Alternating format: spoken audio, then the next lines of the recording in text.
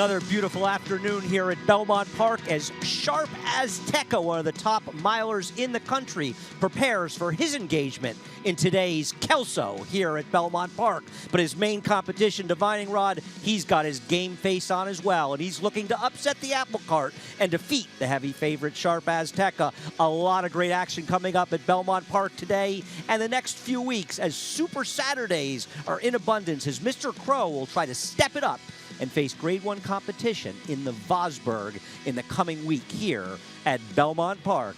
And you're watching Belmont Park Live on MSG Plus, brought to you and presented by Claiborne Farm. 100 years of doing the usual, unusually well. Welcome to Belmont Park Live, a beautiful afternoon, and you see families enjoying themselves in the backyard, on the apron, and everywhere here at Belmont Park. It's a great crowd. It's a great day here at Belmont, and there is some terrific racing on tap.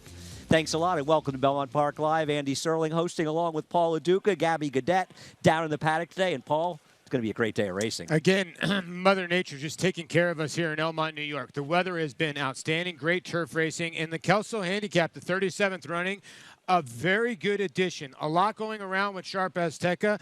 Andy mentioning in the opening, probably the best miler right now in North America. We'll see what happens today. Divining Rod ran into a buzzsaw in Dreyfrong last time. Can he turn the tables maybe? There's no question. The winner of this race, if More Spirit doesn't come back, the winner of this Kelso could well be the favorite in the Breeders' Cup Dirt Mile. Once again, as we pointed out, it is an absolutely beautiful day here at Belmont Park. The temperature is going up into the 80-degree area. Just a beautiful day. As you can see, the turf course is firm. The track is fast. 83 degrees. Northwest winds of 5 to 10 miles an hour, and want to remind people there are some very good races besides the Kelso coming up on today's card. An allowance race will kick things off, 6 furlongs the inner turf, a very competitive race. Then we'll have 2-year-old maidens on the Widener, then an optional claimer on the inner turf course, 1.25 miles, and we'll cap it off on the main track with that Grade 2 Kelso, a big stepping stone towards the Breeders' Cup. And want to remind people, no better way to play these races than to play them through NYRA Bets, and this is a great time to sign up. If you're not a member of NYRA Bets, you better be a member of NYRA Bets. You bet 100 and you get 100. Bet it within 14 days. Use promo code LIVE and we'll give you $100. NYRABets.com for much more details as the horses are onto the racetrack for race number 6. Taking a look at number 2, Whiskey 7, going out for Linda Rice, Jose Lezcano. I mean, this horse got a confusing ride last time, sort of got taken back and didn't really have much to say after that, but 2 of the 3 wins at Belmont. Rate for Me, a horse I know Paul LaDuca liked last time, goes out for trainer George Weaver. Eric Hansel in the saddle. Yeah, a horse that lost position and then re-rally, was going on a 2-race win streak, looking for 3-row, got stopped. I think a player today. Number 4, Some Kind of Magician, finished ahead of Rate for Me last time with trainer Mike Trombetta. Joel Rosario. Probably a little unlucky to lose last time. This Son of Street and Magician live today. Jumping ahead, the 7 Runaway Posse, a deep closer for Danny Gargan, Irad Ortiz. I prefer him of the closers in here, coming out of a live race with White Flag, 2 back. The 8 Lord of Love, John Hurtler, Juarez. Another horse that has to launch from way back, 0 for 16 the last 2 years. The Speed, Spectralite for David Dunk and Julien Leperoux. Is there other speed in here, though? He's going to have to probably earn it today at 7 to 2. Well, talking about some other speed, let's talk about the 5, not another speed. Rappel going out for Bobby Robato and Junior Alvarado. Yeah, if the race falls apart, I would think you'll see Rappel late. The 12, Portando, closes out the field. Paco Lopez riding for Linda Rice. You were talking about the other speed. I would think Paco's going to try to use the Son of Bertrando's speed. Well, the Pick 5 kicks off in just a few minutes. That's the NYRA Bets late Pick 5, available every Saturday here at Belmont Park. And you can get involved and play it. And there's a 10 million point giveaway, 1.25 million every single NYRA Bets late Pick 5. If you are not in New York State and you want to play the NYRA Bets late Pick 5, you have got to play it through NYRA Bets. Yet another reason to sign up with the best ADW in the business. Paul, you looking at that NYRA Bets late Pick 5? Yeah, it's a tough one. And you can tell by the board, this is a tough race. You got to get out of this race. And I tried to pick and choose a little bit as much as I could in race number 6, 2, 3, 4, 7. I think 1, 11, 12 may wrap it up for you in race number 7. Tough event there to 2-year-olds. 2, 3, 8, 10. In race number 9, I'm going to single Birdsong. And then in race number 10, 6 and 10 in there. I like Diamond Setter a little bit, and also the 10, Lutheran Rags, who I think was giant. And Christophe Clement's horse has been running very well of late. So to me, I think the 10 could be the horse to beat in the last. I'm getting a little misty-eyed knowing you're singling my horse Birdsong. This is an emotional moment for me. We've got a third member of the team, and she is standing trackside. It's none other than Gabby Godet. Thank you, guys. And as you were mentioning, it's a spectacular day here at Belmont. Excited to get to some great action as well. And this is a pretty competitive race to kick things off. And we'll start with the 7 Runway Posse here for trainer Danny Gargan. And I really do think that he's one of the horses to beat in here. And he does kind of seem like one of those closers. He looks fantastic to me from head to toe. His coat looks great. He's got good energy thus far. The only issue with him, though, guys, is that he hasn't won in quite some time. In fact, the last time he won was in June of 2016. So hopefully he can overcome that today, but no negative qualms in terms of his physical today. Now, the some kind of magician, excuse me, this will be his 3rd start off of the layoff, and you can see from him physically that he's just a horse that carries a lot of weight. So with 1 race under his belt, he was bound to improve, and maybe with 2 races underneath of his belt, he's bound to take that step forward as well, because like I said, he's just a horse that carries a lot of weight and looks like a horse that needs to kind of race into fitness. So I think that bodes well, and he's coming off of an impressive 2nd place performance last time out behind Grand Sky. So we'll see if that pace develops that he needs, as he too is a closer. And now talking about the speed, the 9 Spectralite, well, the other speed in here could be the 12 Portando, who's drawn to his outside. And not only will he have to face that challenger early, but he also gets the class test today. But from a physical, guys, he walked in, he was very confident, he settled nicely out on the track too. I like everything that I see from him. He's well muscled out, and I think David Donk just has him in great form right now.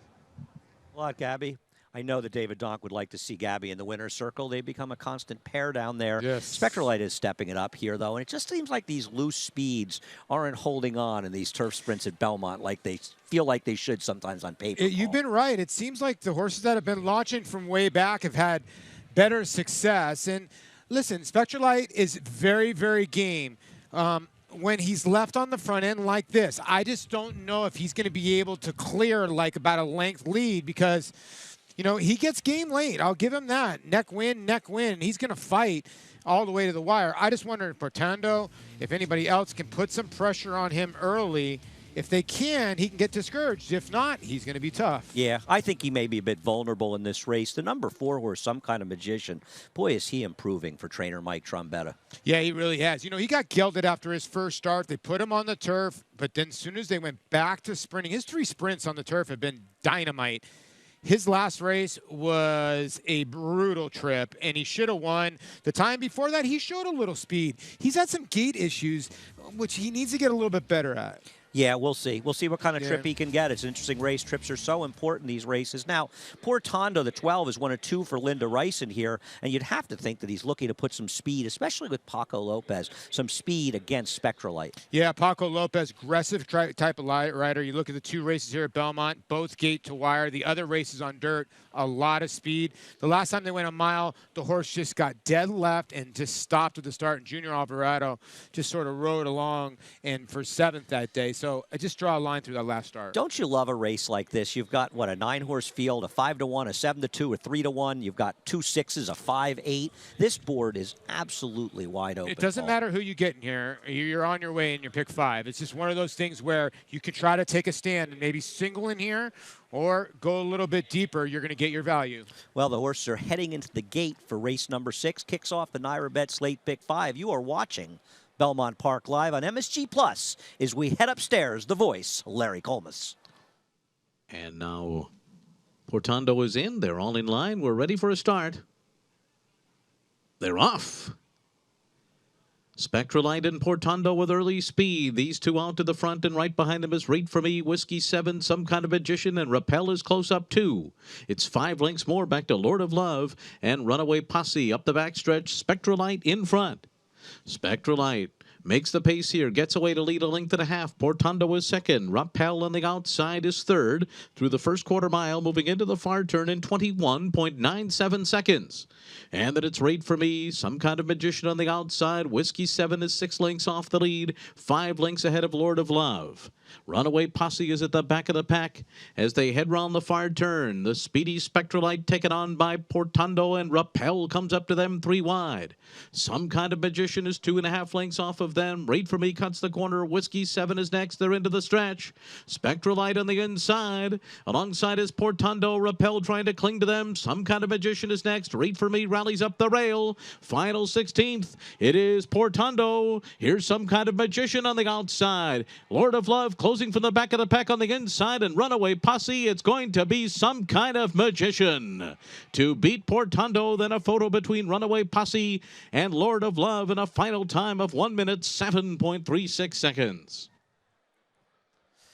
Tough to get a better trip than that, Paul. Joel Rosario had Some Kind of Magician in the perfect spot, and he took advantage to get it done. Good ride here by Joel. The 12 got the worst of it. Portando's basically dueling most of the way, but the 4 is going to swing off cover here, and a good ride by Joel Rosario. He's had a couple already on the day, and he's going to loop out here around 3 or 4 wide, and he's going to go right by. The 12 runs a giant race in between. The 7, dead last most of the way around the racetrack, makes a small little move here to threaten, but no doubt about the 4 again. We talk about this so many times. Joel actually does use the whip here late in the lane to get this horse home, but it looks like it's 4-12-7. You don't see Joel using the whip that often. And Mike Trombetta has had a really good run at Belmont, Saratoga, and Belmont, bringing the right horses here, and he deserves a lot of credit for how much he has improved Some Kind of Magician, but I think you're right, Paul. Portando may have run the best race of all of them. Yeah, he really did. And here's the thing. He had to clear from the outside post of the 12. He got cut in between horses.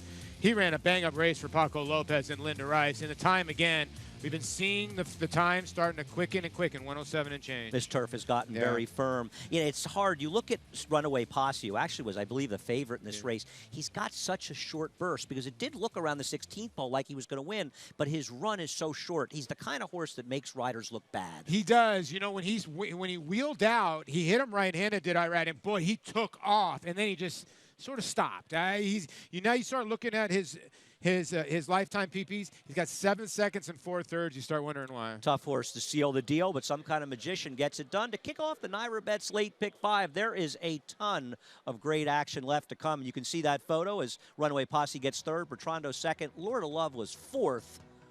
Oh, yeah, a lot of good stuff coming, and particularly the Kelso. And Kelso, he was quite a racehorse. We'll talk about him and a whole lot more when we come back to Belmont Park Live.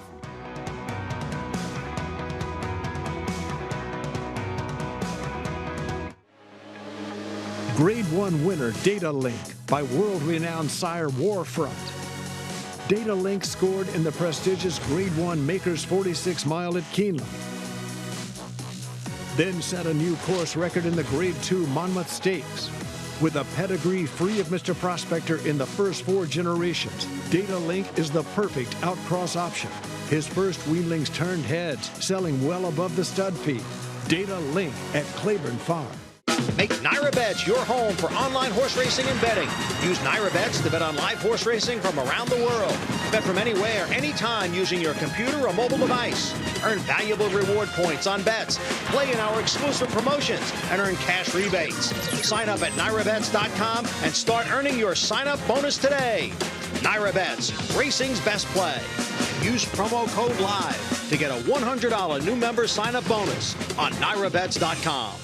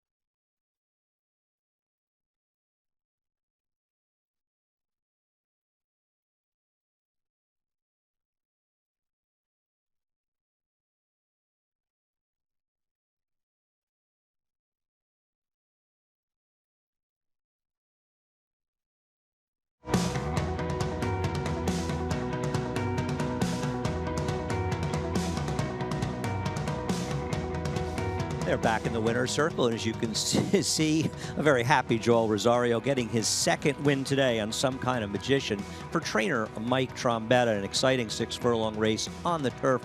12.40 in the win for this horse, Some Kind of Magician, who seems to be moving forward. The $1 exacta, $51 in race number 6. Paul, you're alive in the pick 5. Yeah, congratulations, Larry Johnson. Maybe not that grandmama, but Street Magician have a Not for Love, Mayor Love is Kind, and Gabby Gaudette, I know, is down in the winner's circle. She's probably wearing the Maryland flag. This one bred in Maryland. Maybe she'll be discussing salads with Joel Rosario today. Want to let people know that if you like the Saratoga Showdown, well, it's continuing at Belmont Park. You can play from home. It's free to play. Go to BelmontShowdown.com. Select your horse in the race covered.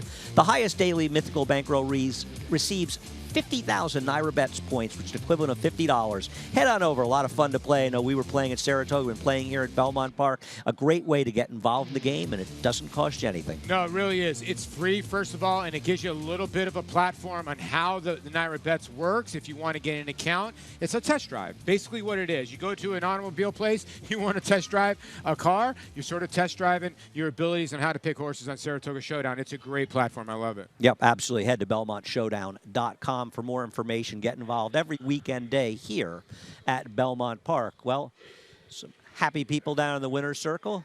I know Gabby Gaudette is down there, joined with her good friend, Joel Rosario. Good friend indeed, Andy. You've gotten a couple pictures taken in the in the winner's circle, Joel. But you were aboard Some Kind of Magician last time out. What made all the difference today? Well, I think the pace was okay in front, and they set up good, and the first time that I rode it, last time he ran good too. This was 5.5. I think they're going a little further today. The little extra 16 point that probably helped him a little bit, but he went going 5.5 too. But it looked like I said, the race set it up a little quicker in front, and then he tried hard. How important was it to kind of get him in the clear so that he could get that potent kick late? Yes, actually, I was kept kind of, you have to just work him a little bit, work him just to be what I was, so just to kind of hold in my spot what I was there. But when 24 home, he kind of just get in there, and then finally he find the last little extra for long. He kind of get with him. He feel very better than that, and he kind of kick a little bit. And Joel, you are aboard another closer later today in the Kelso. That's Tom Zaretti. You were aboard for his Woody Stevens victory. What do you think of the pace scenario though in the Kelso? Well, we'll see. We'll see how how they break out of that and see what everybody else is doing, and then we go from there. All right. Well, best of luck and congrats on this one, Joel. Thank you very much. All right, Andy. Thanks a lot, Gabby. And Joel's having a good day, and there's still a lot of great racing left to come here on Belmont Park Live and at Belmont Park. Well, we've got a nice grade, too, and you can see a terrific crowd down there. Our barbecue area is the top of the stretch. A great way to spend the day here at Belmont. Earlier today, the Grade 3 Noble Damsel, a two Grade 1 winners, Celestine and Time in Motion, will pick it up midway down the backstretch. Back to fourth and is switched to the outside.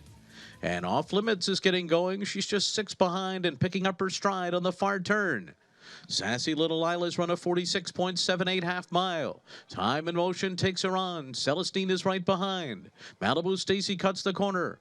Off Limits still under a stout hold. Now swings up on the far outside. They're into the stretch. Sassy Little Lila. Off Limits just rushing up on the outside from last to first in the blink of an eye. And she is pouring it on. Off Limits just crushes her competition. In hand in the Noble Damsel. Sassy Little Lila may have been second in a photo with Celestine and I tell you what, Paul, it was a Grade 3, but this was a Grade 1 performance. Wow, you don't really see horses, first of all, win on the turf course by that many. 1.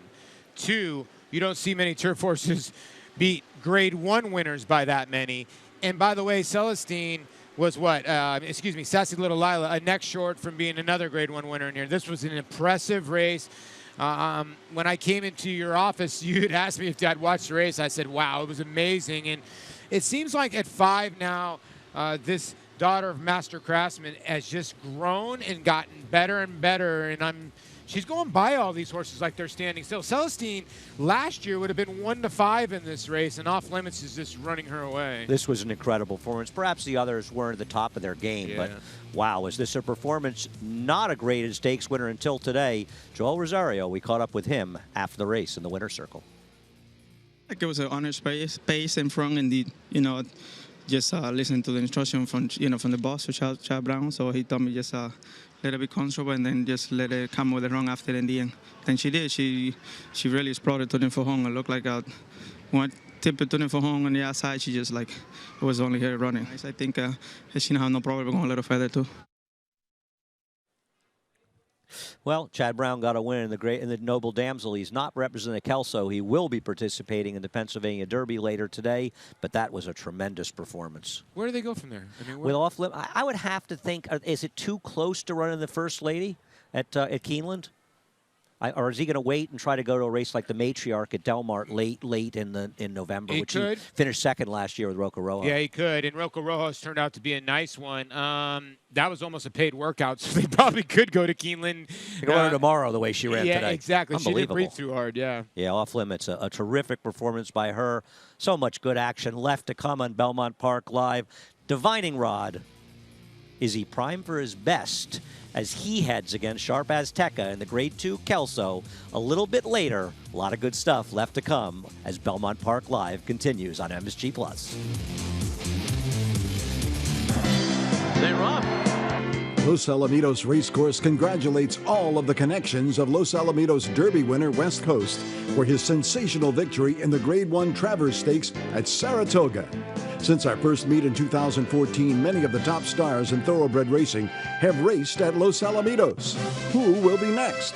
Join us for the Los Alamitos Fall Thoroughbred Meet. Opening day is Thursday, September 7th.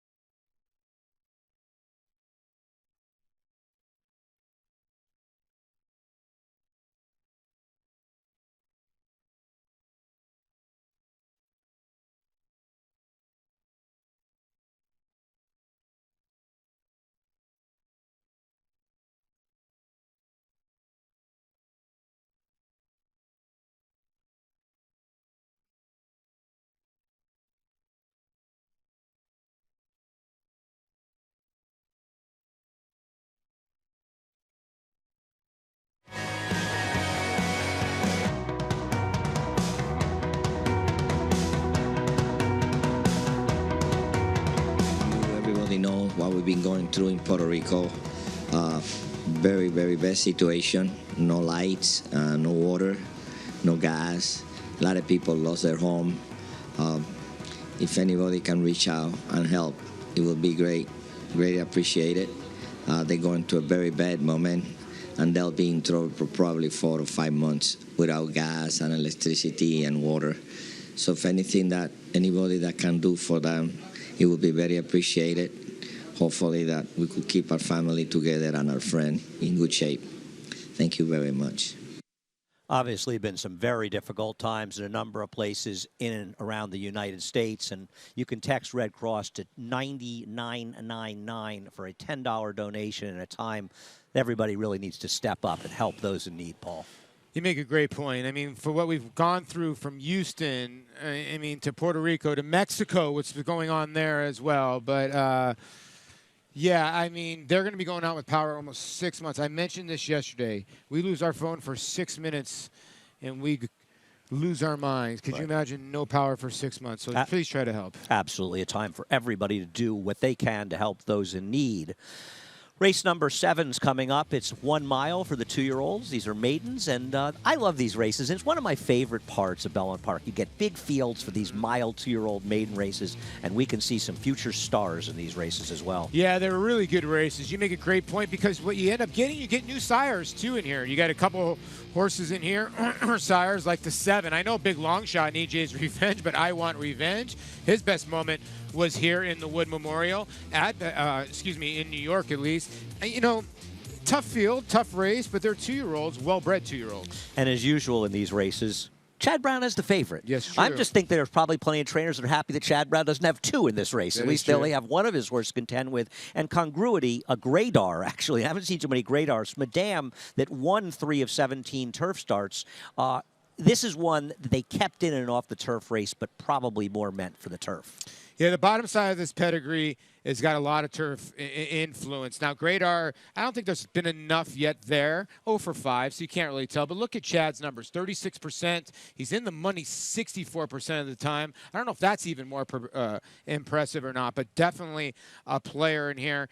And when Graydar, the sire stands for 12.5 and the horse goes for 210,000, he must be a looker. Absolutely. And when Javier Castellano got off this horse last time at Saratoga, he indicated that he felt the horse would move forward a great deal on the turf. Well, Chad Brown's very good with his 2-year-olds on the turf.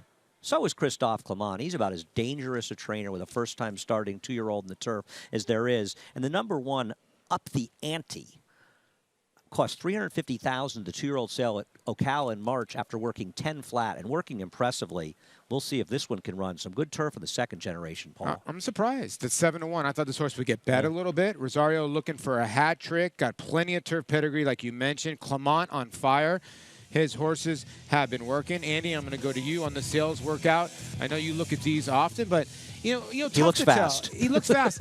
The problem is you know, when they enter a barn like Christophe and they enter a barn like Chad, those workouts mean nothing because they're retaught to sit and settle. Now, if this horse has natural speed, I would think Joel will use it. Not a ton of works there, and he's going to run her. I don't think they're necessarily looking for the time as much as the stride and trying to evaluate them. We'll see with Up the Ante. Christophe can win really at any price. Interesting to see the 2 Warchest, a son of Warfront, and those horses are certainly runners that cost $500,000. This horse is taking a lot of money, but Shug McGay, who in my opinion is as good a trainer as this game may ever have seen, he is not good with his 2-year-old first-time starters and turf routes, and maybe that's what benefits them in the long run. Yeah, this is a tough read. I mean, you keep looking at this pedigree, and then they go to the second dam, and the second dam produced Azeri. Now, Azeri was a great horse, but a dirt horse. Now, this horse has been working at Fairhill. You don't see a lot of horses for Shug come from Fairhill, but one work over the Belmont, track. This one for Lane's End, taking money, though. You know, Shug does have a string at Fairhill, and it suggests to me that he really didn't think the horse would be ready for Saratoga. So rather than take up a stall in Saratoga, he went to Fairhill to get him ready, and he's ready now. Now, whether or not he's going to win first time or not, you still have to figure at some point this horse is going to be a runner. So many of the war fronts are. A long shot that I'm interested in, Paul, is the 10 Thunder Mesa, and I know Gabby likes this horse as well. Thunder Mesa, they kept trying this horse in the dirt, which leads me to believe they really like this horse, but this pedigree is screaming turf. Yeah, the bottom side of the pedigree is, and Sky Mesa is very, very, underrated. He's about 12%, but he does a very good job with his turf runners. This horse looks okay on the racetracks. Got bottom, too. They paid a pretty penny for this horse, $315,000. So sometimes these horses are, overpriced at the sale. A surface switch might wake them up. Yeah, I mean, the worse they run in the dirt, the better they're priced in the turf, and I think this is the surface the horse really wants. Yeah. I know Gabby's interested in this horse, and she's standing by in the paddock for the Paddock Report, which is brought to you by Shadwell Farm, building speed for the future. What do you think, Gab? Thanks, Andy. Well, like you said, we'll start with the 10 Thunder Mesa. This horse is making the surface switch for the first time, and Paul did bring up a good point as well. He said that this horse has bottom underneath of him, and I think that might give him the edge first and foremost over a couple of horses who are acting a bit greenly in the paddock and also look like they might need a race, so that'll give him the advantage. And also, I'm looking at him physically, and I see no real issue with the surface switch. He kind of has a turf or a hoof that would suggest he should be okay with the surface switch, so we'll see. But I think he's a really intriguing horse to pay attention to. Now, the 11 Congruity, as usual, looks fantastic in the paddock for trainer Chad Brown. And yes, he's definitely going to not only improve with the surface switch, but he's also going to improve with the additional distance. He's just kind of got this long, lean build to him, and I definitely think that the mile on the turf will be beneficial for him, but he really looks the part. Now, the one up the ante to the inside, if you can hear through my mic a horse kind of whinnying and screaming and making a lot of noise, well, that is him. He is the culprit. So I'm not crazy about how he's behaving here. I'll keep an eye on him as he gets to trackside, but right now in the paddock, he is acting a bit greenly, more green than any of his other foes here today. So that'll be interesting to see how it all unfolds. But physically, I don't have an issue, guys. It's just more so how he's behaving today. Thanks a lot, Gabby. Well, good to hear some are looking good, as particularly the favorite, the 11 Congruity. Still, so much to come. Looking forward to race number 7. Looking forward to seeing if Congruity can make a little sense on the green stuff as Belmont Park Live on MSG Plus continues. Shadwell Farm, home to world-class stallions, presents 2 young stars. Mo Heyman, undefeated 2-year-old, multiple graded stakes winner at 2 and 3. A dazzling son of Tappet, winner of his first 5 career starts, 4 in graded stakes. Grade 1 winner, Tamarcuz, winner of the Breeders' Cup Dirt Mile. This son of Speightstown was a top international miler that earned over $1.8 million. Shadwell Farm, building speed for the future.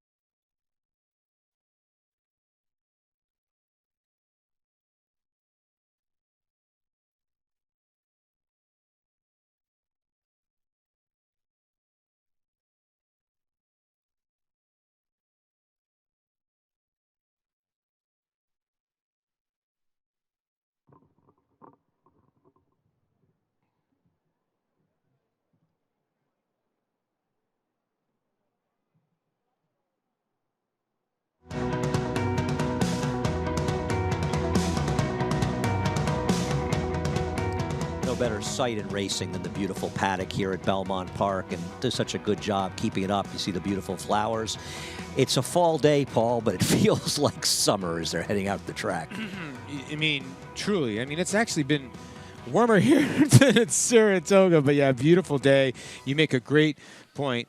People, when they come to New York, they focus on a lot of other things. Come here and watch the leaves change at this time of the year. Absolutely. As Sam the Bugler calls the horse to the track for race number 7. There's the one up the ante, going out for trainer Christophe Clement and the hot rider Joel Rosario in the saddle. A little cold on the board, but Rosario going to look for a hat trick here at 7-1.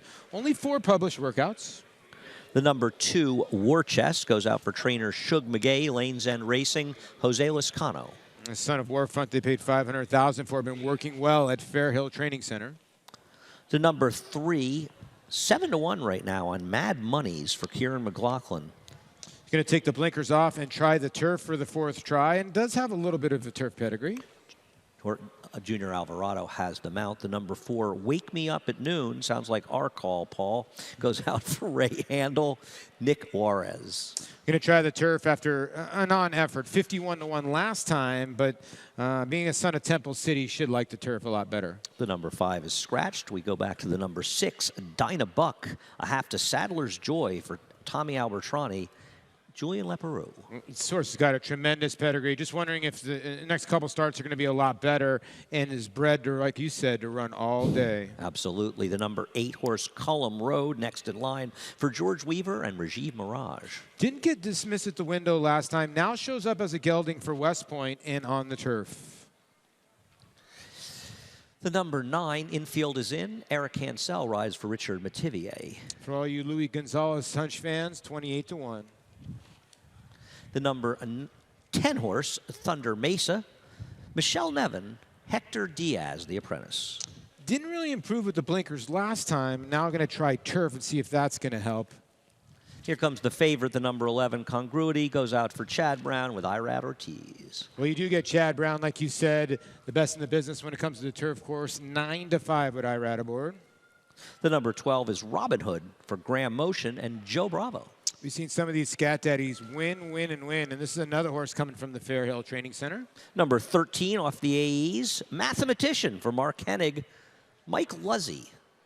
Yeah, 24-1. This horse had some turf works back at Saratoga, so Mark's probably got at least a gauge in how good he is. And let's get back to the 7, EJ's Revenge, that son of I Want Revenge for Jeremiah Englehart with Dylan Davis. Was 8th by 45 3/4 in the slop last time. Has to improve. It wouldn't be a top-class 2-year-old maiden race with at least one son of Warfront in there, and of course the 2 War Chest, a first-time starter, $500,000 as a yearling.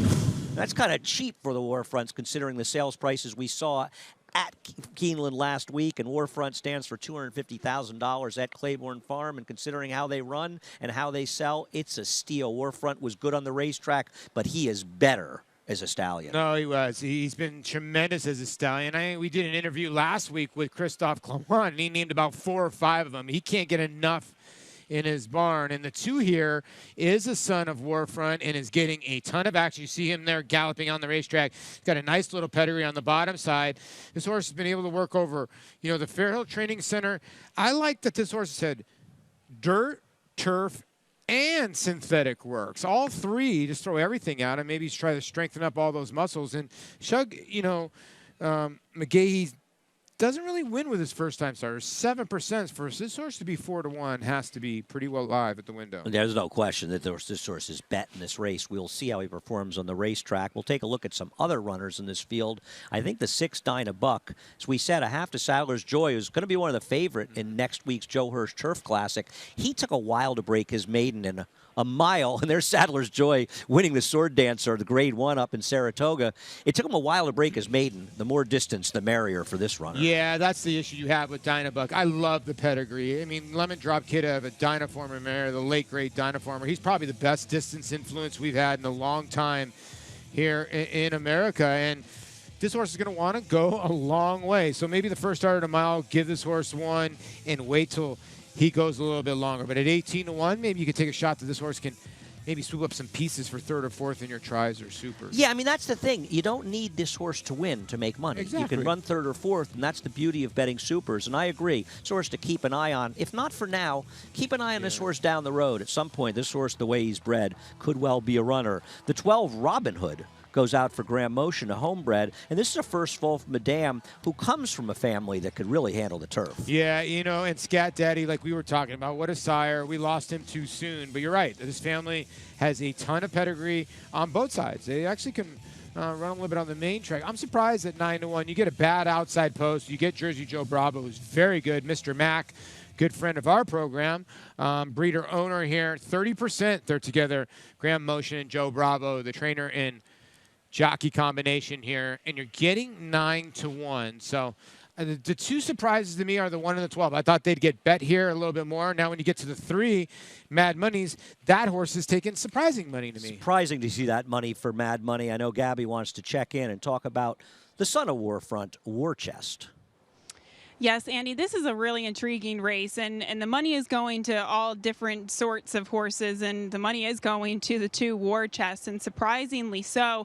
And he doesn't look slow to me whatsoever. Given a pedigree like this, you'd think that he'd kind of have a little lumbering stride or maybe need one underneath of him, but I don't really see that being the case here. So Jose Lizcano left the pony as soon as they walked onto the track, gave this horse a really good warm-up, so we'll see. He's going to have to come out of the gate sharply, though, with that inside post position. Now, the 6, Dynabuck, a first-time starter for Tom Albatrani. You guys were mentioning the fact that he is a half to Sadler's Joy, and I was surprised by this horse because a lot of the time you see a pedigree like this by Lemon Drop Kid out of a Dynaform or mare, you'd think that it's this big, slow-looking animal, but he's actually kind of racy-looking. He's really compact. He is well-defined. He's well within himself. I have no negative qualms about how he's looking physically, and he actually looks like one of the few in here guys that the light bulb has clicked. So we'll see how much speed he shows out of the gate. I guess that would be my only concern because watching him warm up, he kind of stabs the ground, high knee action, which would definitely suggest turf, but he did have this long lumbering stride. So that would be the only concern is how much speed he'll show out of the gate. But again, circling back to your current favorite guys, the 11 Congruity, physically, he still looks like the horse to beat. Yeah, well, we'll see. You know, you want to talk for a second about Shug McGay with War Chest. He doesn't had much success with his first-time stars in turf races, 2-year-olds particularly. But it would be a mistake, Paul, to say he can't win with a first-time starter. You think of Honor Code, runner for these same connections, and how impressive with the first time. Shug knows how to win with a first-time starter. No, he does, and this horse continues to get played. I mean, 5-1, to 4-1, 7-2. The face of Chad's horse. Yes, the board is telling you this horse is a runner right now. It is the 2 War Chest. So I like the 1. Gabby's going to go with the 10. We're both going little shots. I didn't think I'd have a shot here with the 1, but not really getting played at the window. The number 3, Mad Money's, is taking some money, and this is a horse that might be the early speed, but he is not screaming turf, and they've been betting this horse a little bit in the dirt.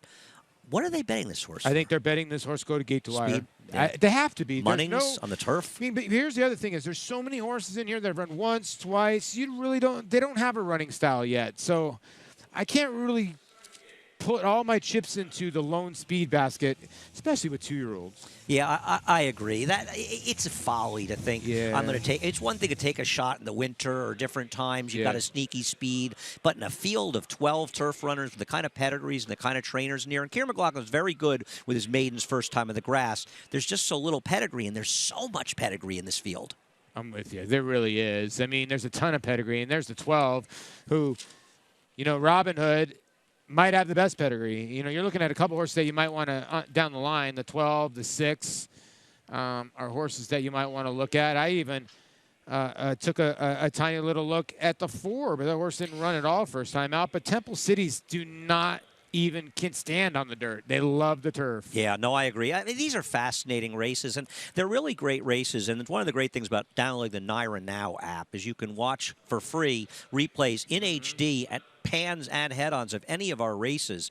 And these are the kind of races that it really behooves, I think, people to go back and watch the races 2-3 times for a couple of reasons. One, because you're going to find horses to bet back and make money. And also, it's a great learning experience, I think, in learning about watching races. I think the other thing is that people watch pan shots too much. Head-on is way more informative than you think. Especially when you put the two of them together. It's another reason to sign up for the free Naira Now app. Well, the voice of Belmont Park, Larry Colmus, is waiting. You are watching Belmont Park live on MSG Plus. Race number 7 starts off the late pick 4. Horses are heading in the gate. Let's head up to Larry Colmus. And just a few more to go into the starting gate here. Wake Me Up at Noon will be the next one to move into line.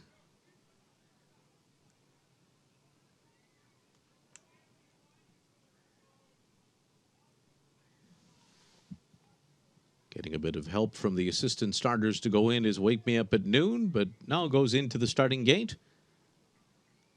Here's one of the first-timers, Dynabuck, moving in.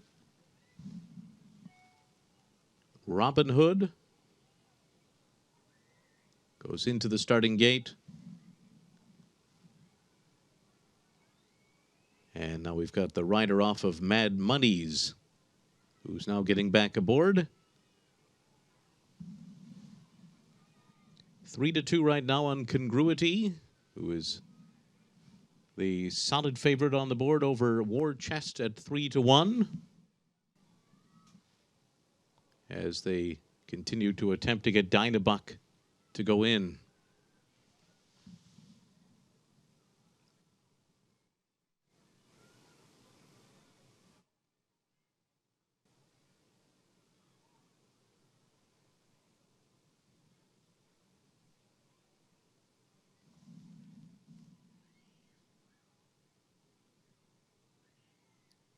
Looks like Dynabuck is in there now. So we're just waiting for EJ's Revenge and Mathematician. EJ's Revenge going in. And Mathematician to the outside stall will complete the line.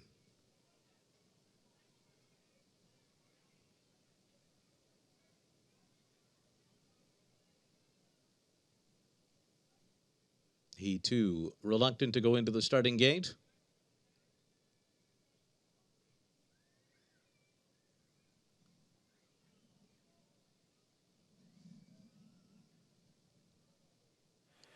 Horses are a little obstreperous around the gate. A lot of these first-time stars lacking experience. But, Paul, overall, this is something that doesn't really concern you, I think, if you have the horse. No, it doesn't. You know, listen, they're creatures of habit. They see one acting up, the other one's like, oh, I can get away with it. You can see the 13, he sort of got off the racetrack. They sort of disoriented him to sort of turn him around a little bit and get him. And the assistant starter says, lend me your ear. He's a mathematician. He's figuring things out as they're loading him in the gate. See, when he goes in there. Should we head back up? Let's head back up to Larry Colbus. And it looks like Mathematician has gone into the starting gate, so we're ready for a start. They're all in line.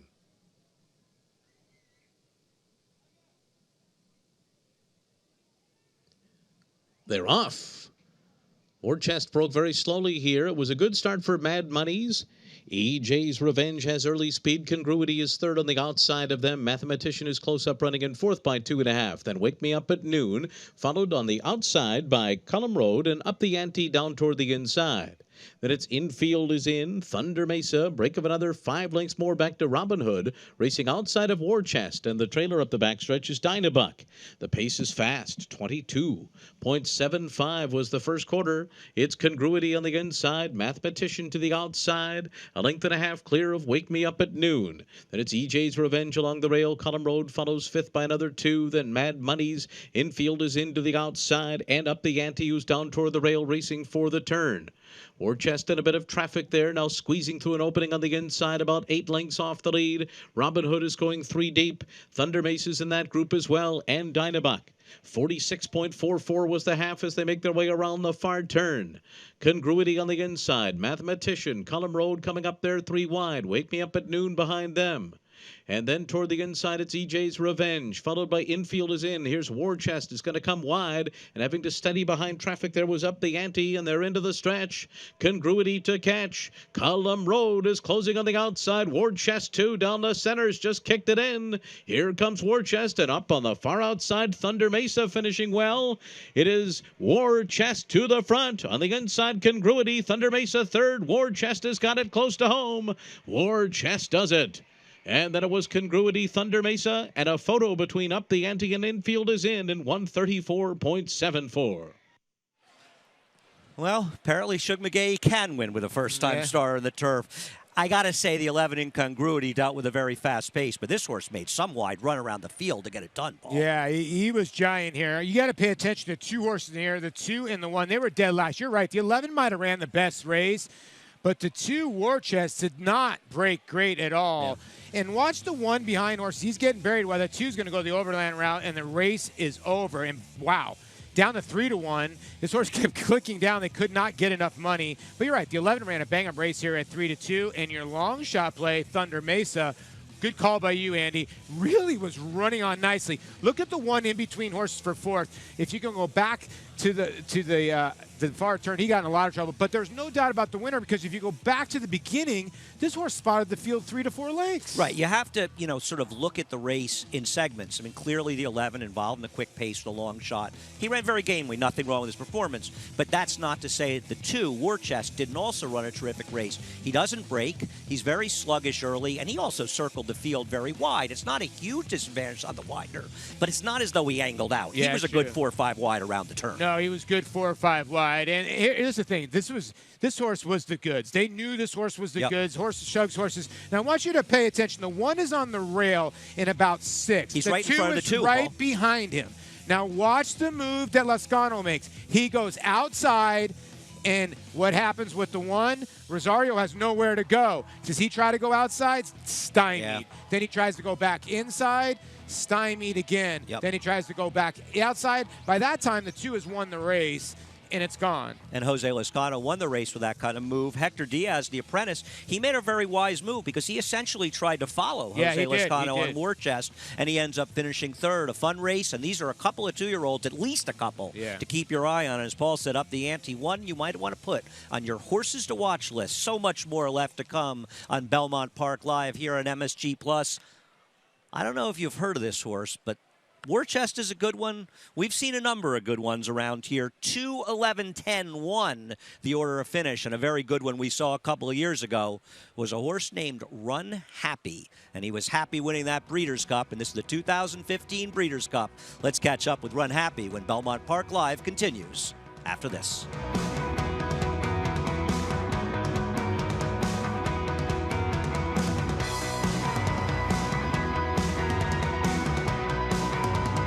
Undefeated in sprint competition, Eclipse champion Run Happy captured 3 Grade 1 victories and set blistering speed records at both Keeneland and Saratoga. In the Breeders' Cup Sprint, he dominated the world's fastest runners, going 6 furlongs in a record-breaking 108 and change. The only horse nominated for 3 Eclipse Awards, Run Happy was crowned champion male sprinter, all the while racing 100% drug-free. Champion, millionaire, record breaker, Run Happy, standing at Claiborne Farm.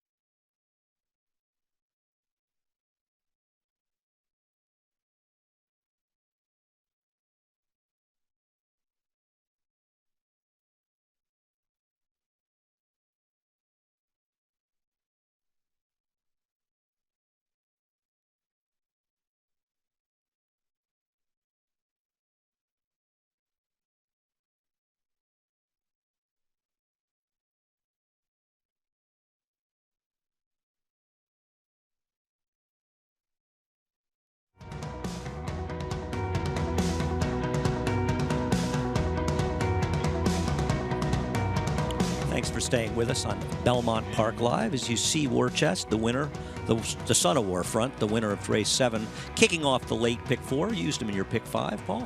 Yeah, and you're right. This is a horse that's got a ton of upside. Lane Zen's got to be ecstatic here in the son of Warfront. Standing at Claiborne. And out of the Ghost Premier, Wine Princess. This was a good effort. That double, not bad if you had this horse, about almost $80 for $2 to start off your NYRA Pick 5. This feels like a race you're going to be hearing more from a number of horses, including the horse you pointed out, Up the Ante, Paul. That horse ran well just to finish fourth in the Year with the Trouble. I would argue that all of the first four horses did well in here. Gabby Gaudette is down in the winner's circle. Let's check in with her. Thanks, Andy, here with trainer Shug McGahee, who sent out the 2 War Chest to victory in a very impressive performance. Shug, sometimes you like to get a couple races under these maidens' belts, but were you surprised by him winning first time out today? Not really, Gabby. He'd been down Fair Hill. He'd breezed on the turf there a time or two, and I kind of liked the way he went. He didn't do a whole lot there. You know, it was earlier. But I galloped him here on the turf on Thursday, and I was really impressed with what I saw. And, you know, on the dirt, he just paddles his way around there, and he got on the turf today, and he ran everywhere, but he won. Does it kind of benefit you to have horses stabled at Fair Hill where you can try them on the dirt, synthetic turf, and see where it sticks? Well, I think it does. You know, as you know, it's a very good place, and, you know, if it's track's wet, we can go to the synthetic, and then we've also got the opportunity to go over and breeze on the turf if need be. And so, you know, I will take them over there and test them a little bit and see what they like. And, you know, some of the turf horses that I've got, you know, I'll take them over there and just breeze them on the turf to make it a little easier on them. Well, you definitely have lots of options there, but congratulations here, an impressive victory. All right, Gabby, thank you. All right, back to you, Andy. Thanks a lot, Gabby. Well, Shug McGahee has a lot to be happy about. It's always nice to have good 2-year-olds and promising 2-year-olds in your barn, Paul. Yeah, right on the phone, hopefully with the happy connections. Shug is a good conversation, by the way. If you ever want to talk to him about horse racing, he's always... Wait, your phone's ringing, Paul. I think it's Shug. Yeah. Actually. Hey, Shug, are you live? Why don't you take that call from Shug? Are you live in the 7th? You take that call from Shug, and over. We're going to talk a little about Run Happy. You know, Run Happy really was an amazing horse. When you look back on him, he won on 6 different racetracks. He won on a synthetic. He won on the dirt. This is his impressive win, the King's Bishop. And I'll tell you something, American Pharaoh lost the Travers later that day. And I'm going to say this was the most impressive 3-year-old that we saw all day. He was undefeated in sprint competition, set a stakes record in the King's Bishop, a track record at Keeneland when he won the Breeders' Cup. There he is in the winner's circle. You see him standing at Claiborne Farm, where he's in a very, very impressive stall. $25,000 to breed to a horse that raced drug-free throughout his entire career, never ran on Lasix. Only Breeders' Cup winner in this century to win in the dirt without Lasix. Yeah, that was probably one of the most famous stalls in maybe central Kentucky, or maybe the country or the world even. You know, it had Bold Ruler, Secretariat, Unbridled. Now it has Run Happy, so we can see if he can continue on with the tradition. Well, we bought Run Happy at the Keeneland sale several years ago and bought him for $200,000, so best investment I ever made. You should go back and watch his maiden race. He like bolted to the outside and came back in, and there's no reason he should have won that race. I think he even got left at the gate, maybe. Obviously, he was very green. It was his first start. He was all over the track, but still won by 8 lengths, so that was very impressive. He's a drug-free horse. We think sports ought to be drug-free, so we try to practice what we preach. To have a horse that was medication-free throughout his career speaks volumes. I mean, you know, most of them have to have a little something every now and again. Yeah, that makes him pretty unique in today's world to run at the level he did for a period of time he did it.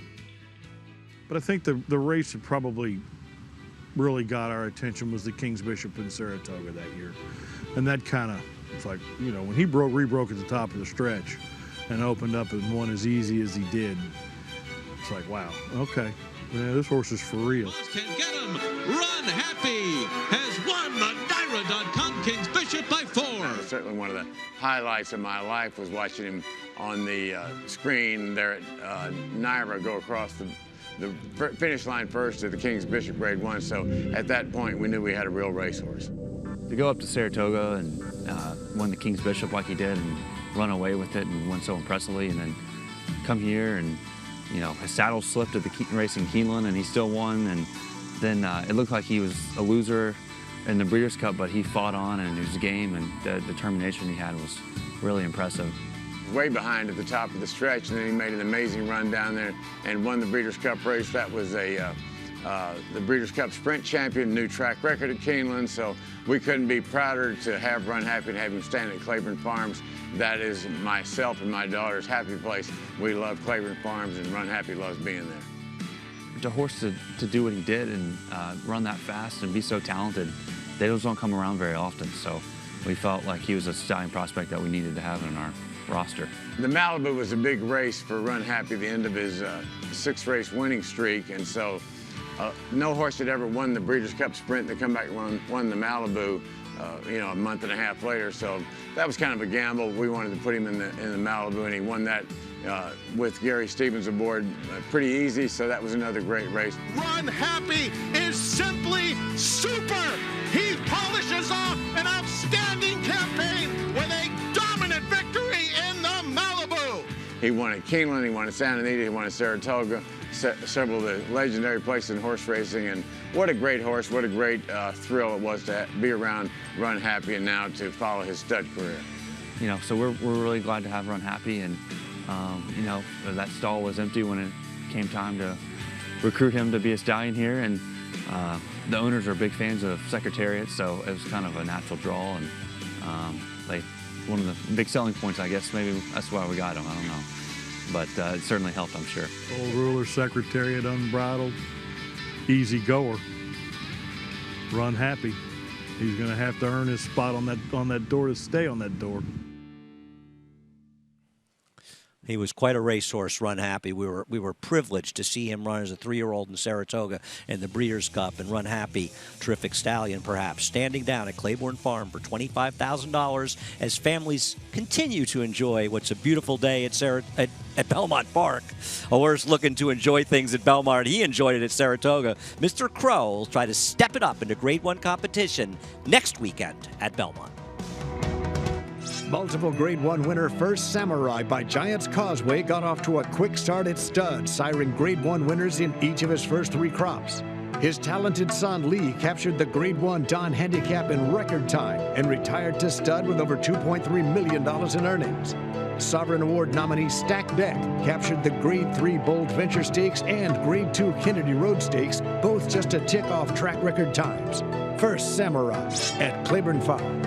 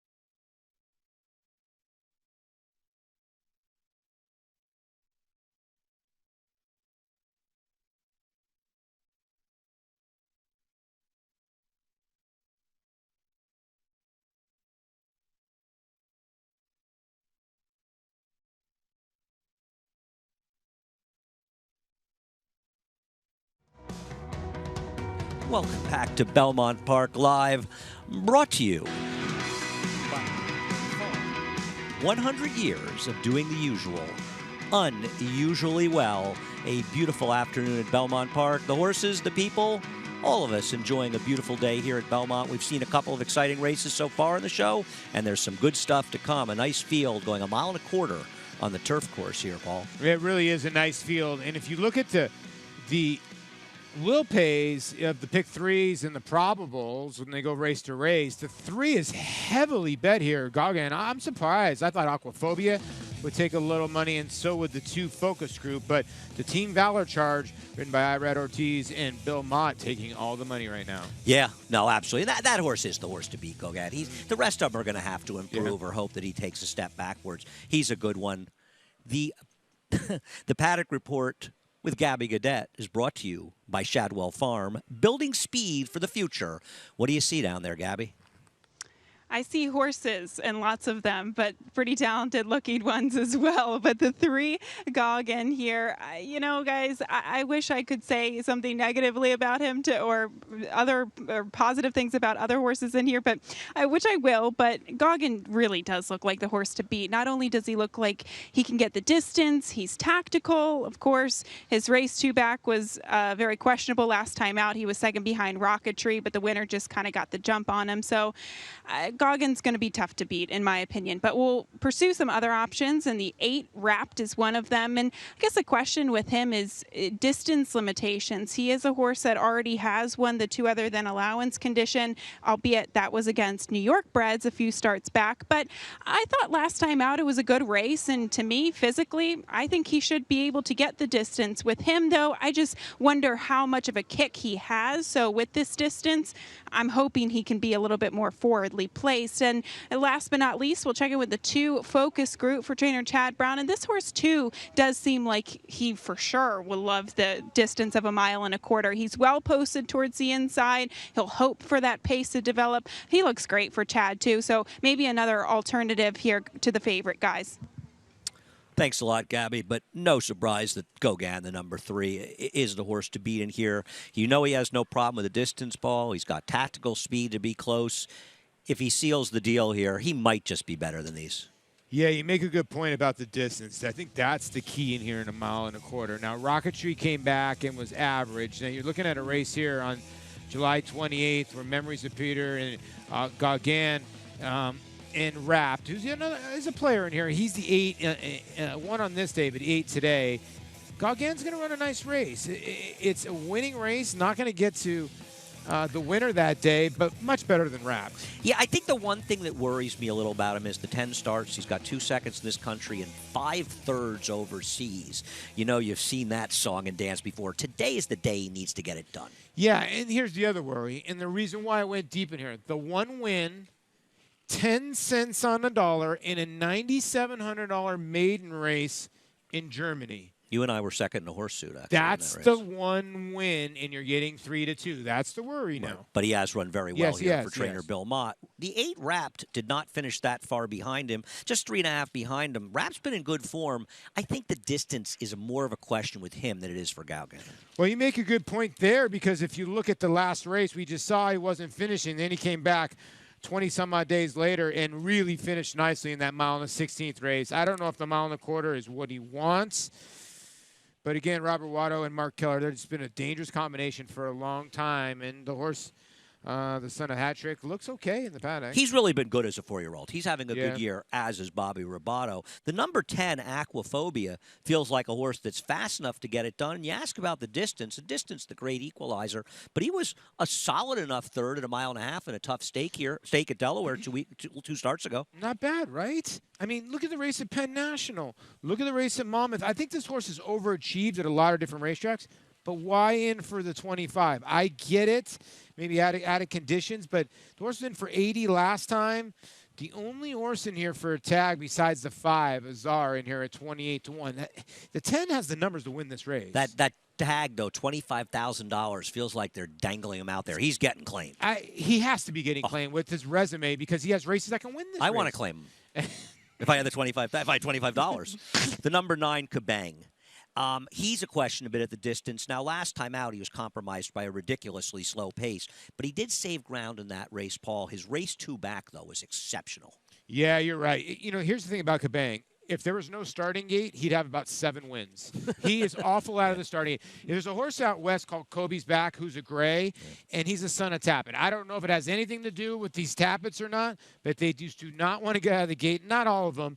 This one doesn't. If Kabang would be able to break one time, got a big shot. He's run some big races. There's his owner, Charlotte Weber, in the paddock. One thing about Charlotte, a lot of good things about Charlotte. She is a giant racing fan at the racetrack all the time. I love about Charlotte is that you look at this horse, dropped for 16, non-2, and then can't. She's not afraid to drop him here. She's not afraid to put him where they can win. She absolutely likes to play the game. And if you want to play the game, Naira Bets is where it's at. Head on over to NairaBets.com. A $100 sign-up bonus offered right now. Bet 100 within 14 days, and we will give you $100. Free money at the racetrack. Use promo code LIVE. Now is the time to go to NairaBets.com and sign up. 14 for days. Naira Bets. I could bet that in 14 minutes. 14 seconds, you could bet it. Yeah, sure. 1.4 seconds, you see Charlotte there with Belmont waving to the camera. Gotta love it. Well, Charlotte's things are going well when you have a horse like World Approval going on. You know, it doesn't even, obviously a grade 1 horse is a thrill, but for Charlotte, I think everything about the game is thrilling. She's a fan through and through. She reminds me a little bit of Paul Redham, as in, it doesn't matter if they win a 16 non-2 or a $32,000 claimer to a grade 1, it's still the same gratification. And those are people that just love the game for what it is, and Charlotte is one of them, looking beautiful in her pink. Well, the horses are heading on the track. I'm interested in hearing what Paul has to say about my pick, the number 2 Focus Group. We'll get to him in a moment, though. Belmont Park Live continues on MSG+. Horses are on the track. The one Spring Emperor, a long shot for Jimmy Ryerson and Chris DiCarlo. Yeah, 63-1. Jimmy Ryerson 1 for 17 when shipping these horses over from Parks, but not a bad win last time out. The number 2 Focus Group goes out for Chad Brown. Nick Juarez in the saddle. You know, this horse didn't run that bad last time. Showed a little bit of speed and sort of just backed up a little bit. Like you said, Nicky Juarez aboard. I think this horse is going to improve. Number 3, Gauguin, the heavy favorite. Belmont for Team Valor and Irad Ortiz. 2 races here in North America have been good. The one worry, the lone win, was 10 cents on the dollar in Germany. The number 4, the Speed, the gray, Memories of Peter, also for Jimmy Ryerson, Junior Alvarado. Not a win candidate, 0 for 11 last 2 years, but you talked about the speed. This horse could hang around for a little while. The number 5, Azar, goes out for our breed, off the claim, Dylan Davis. Yeah, first time gelding, lost to the sharp Slim Shady last time.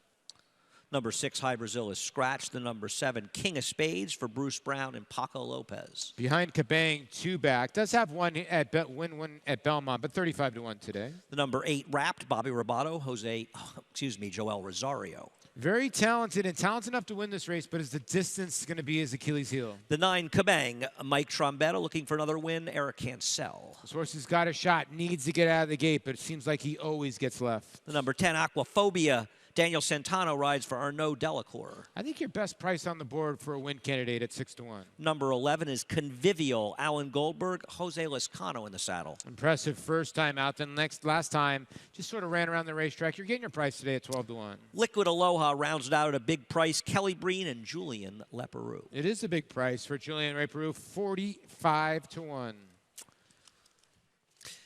Heading out to the track, can dry turf work for Aquaphobia? We'll find out in just a few minutes on Belmont Park Live. After siring the winners of last year's Grade 1 Test Stakes and Humana Distaff, Flatter is having another banner year in 2017. Recent stars include graded stakes winners Flatline and Favorable Outcome, plus multiple graded stakes winner West Coast, who defeated this year's Kentucky Derby, Preakness, Belmont, and Haskell winners in the Grade 1 Travers. Flatter, the successful son of A.P. Envy, standing at Claiborne Farm.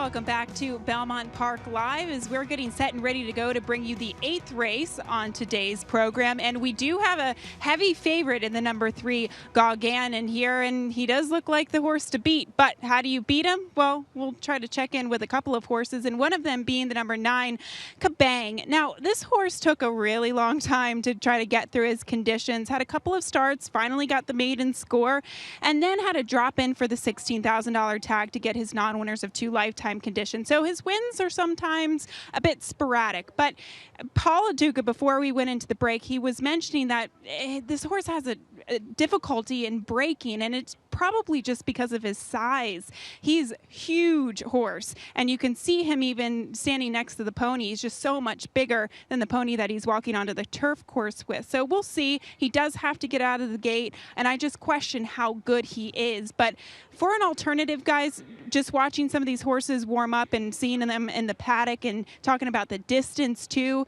I think the 10 Aquaphobia is going to be a main foe for the favorite. He looks great in the flesh for Arnaud Delacour. Maybe a suspicious drop here, but I got to say, he looks great today at 5-1. He's obviously a horse on paper that can win, but Paul, it hasn't been a great week for these kind of drop downs. No, it hasn't. I mean, you play these drop down. That's why the game's called gambling, right? You're playing poker a little bit. And you don't really know what you're getting here. I don't get the drop for 25. Now, the purse is 90. You get 90 or 80 or so if the horse wins. Even second is $18,000. Yeah, true. I just don't get it.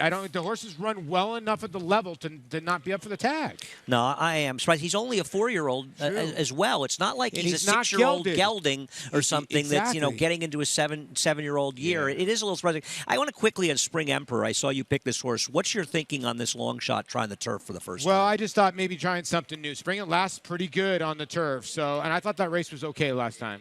All right. Well, I'm never going to knock somebody who's taking a 99-1 shot. 98-1, sorry. I like the 2 focus group. I also like Larry Colmus. He's upstairs, but let's hang on for 1 second as we're looking at Run Happy, standing at Claiborne Farm. Horses are going into the gate. A couple of horses. Actually, the jock is off the number 3, Gauguin, I believe, actually. And I can't see what's going on there.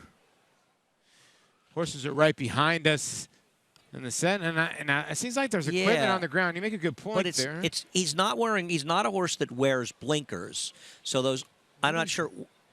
Is that a halter that he's picking up, Paul? It's a halter, that is. Now probably need that. Yes. Now I don't know much. Gabby would give us better information, but I know they have replacement for everything by the gate. Halter top, blinkers, bridle. Ooh, that could be the bridle, huh? It's really impressive what the starting gate crew. I mean, you think of what they deal with on really a daily basis. We saw yesterday the guy grabbing that horse and able to stop him from running off, and the strength that took. And here they are changing the bridle on a horse before the start. Yeah, favorite. We had a horse at Saratoga that completely changed the bridle. The horse won with a new bridle and new blinkers as well. So this is nothing to be concerned about. In fact, you should be very happy they did this, rather than having something happen during the race. And it shows the care that goes into getting these horses and getting them at every position as we head down to Gabby. Thanks, guys. And it's kind of difficult to see from my vantage point, but obviously they did remove the bridle, and it almost looked like they removed the figure 8 that was on the horse as well.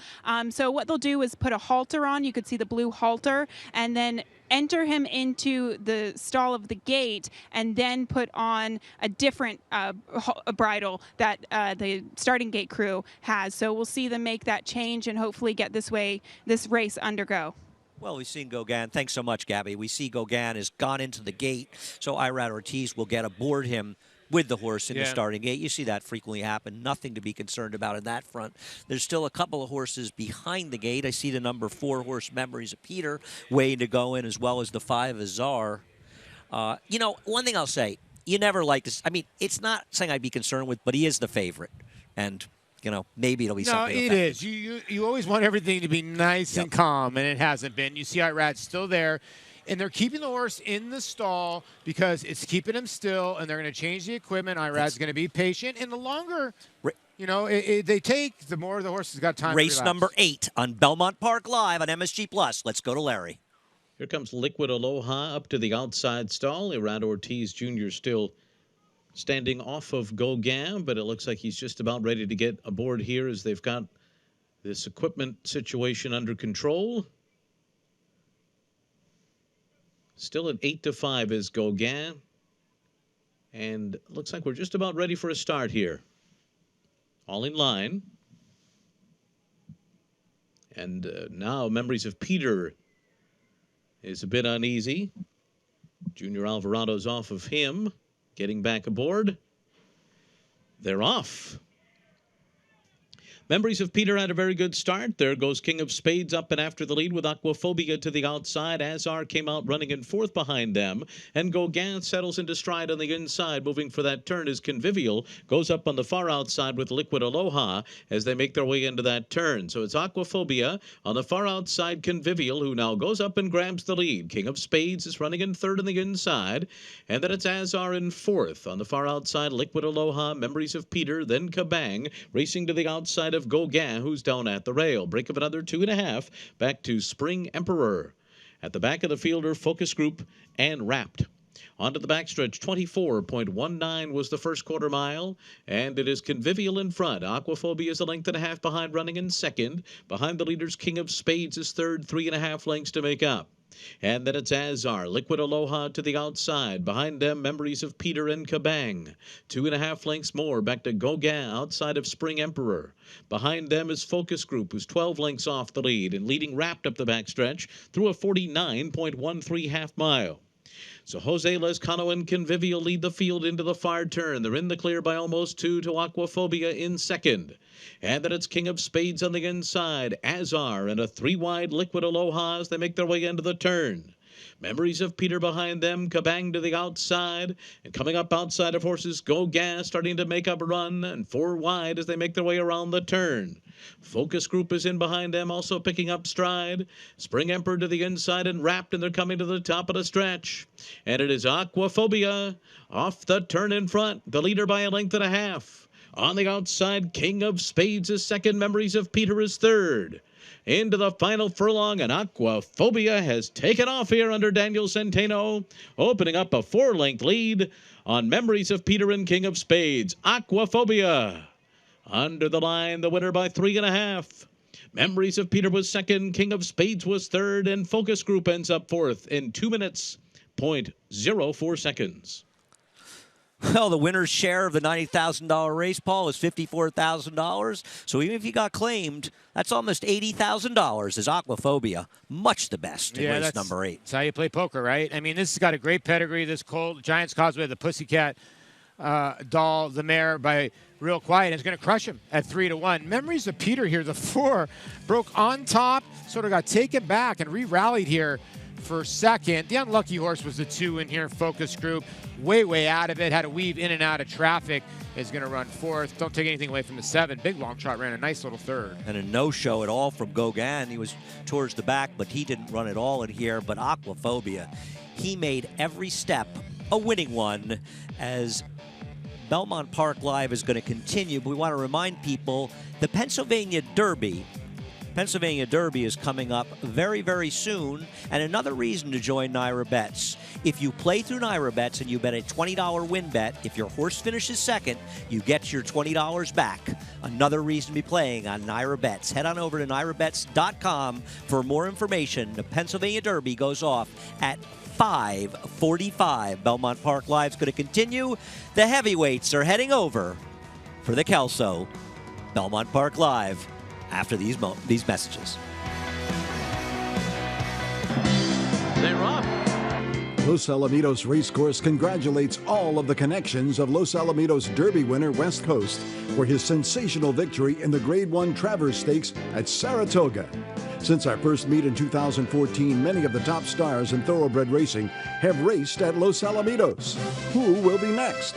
Join us for the Los Alamitos Fall Thoroughbred Meet. Opening day is Thursday, September 7th.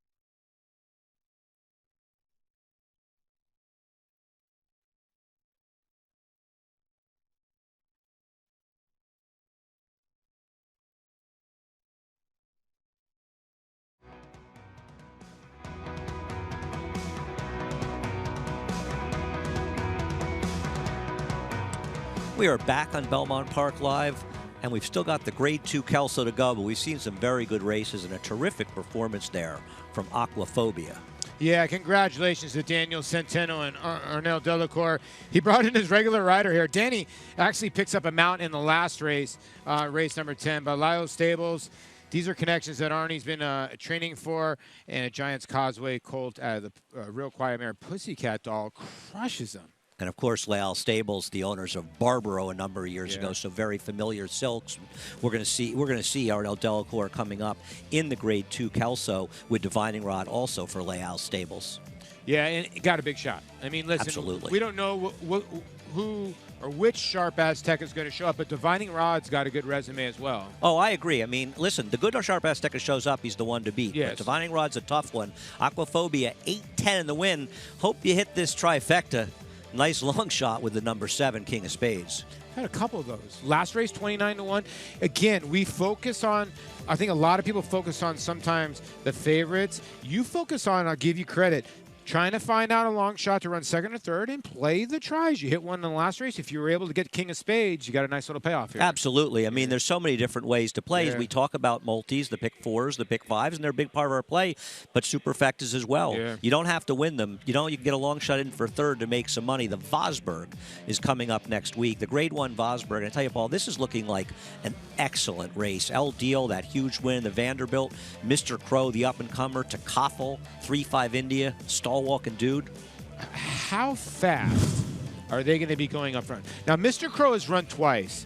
His 2 races have been freaky. And to the point where I get it, he's on the wrong lead and he's running a little, not like the smoothest thing, but I think he runs so fast he can't even change leads. I think he had 100 and some odd buyer in his second career start, but he's running against Takaffel and El Deal, and both of those horses like the front end. Oh, they're going to be moving up front. Now, Mr. Crow's a horse that's rated. He actually lost his debut at 11-1. He finished second for Todd Pletcher. Those 2 big wins up at Saratoga, and he was working out this morning at Belmont Park.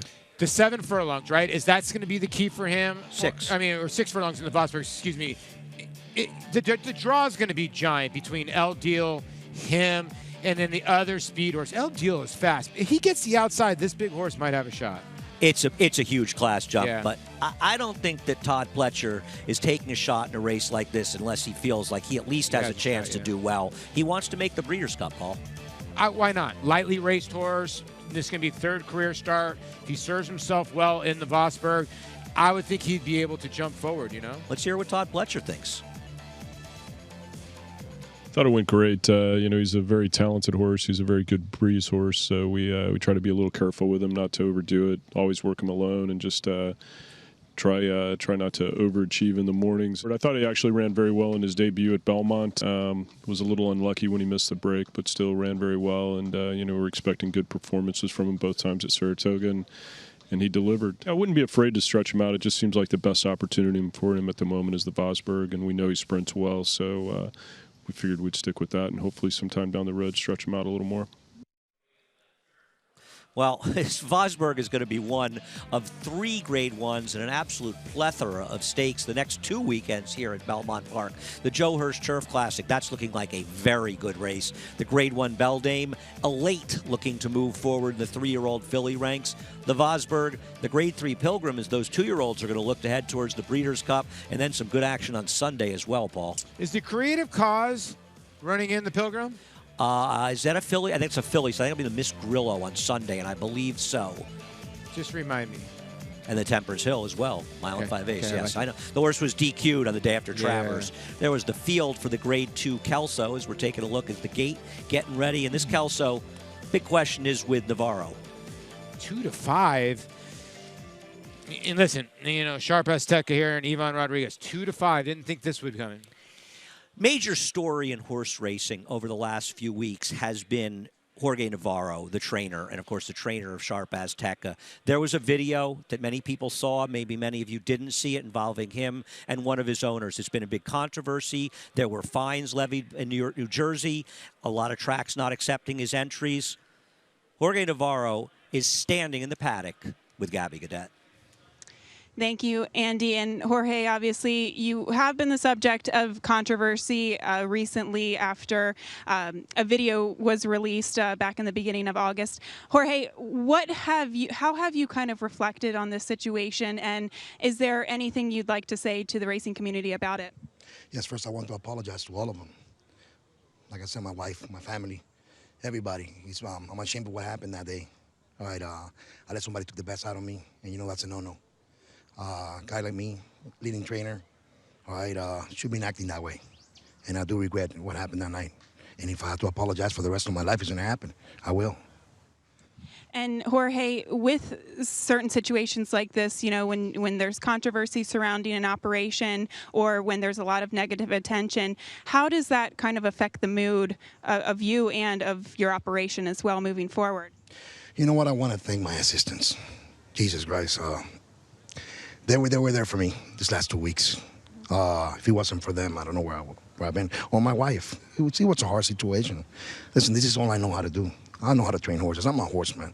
All right, and feeling that they were taking that away from me, feeling that sharp as stick I wasn't be able to run. All right, hey, I want to thank the Naira for doing this for me and the horse. It's about the horse, not me. All right, about me, I'm gonna clean up. And like I said, if I'm gonna apologize for the rest of my life, I will. That's the type of guy that I am. All right, well, we'll transition to the horse, shifting gears a bit. Sharp Azteca, he's really taken his talents to multiple different places. Jorge, you shipped him in earlier this week for a work over the track. What was kind of the purpose of it, and how did he look to you? You know what? It was a good workout.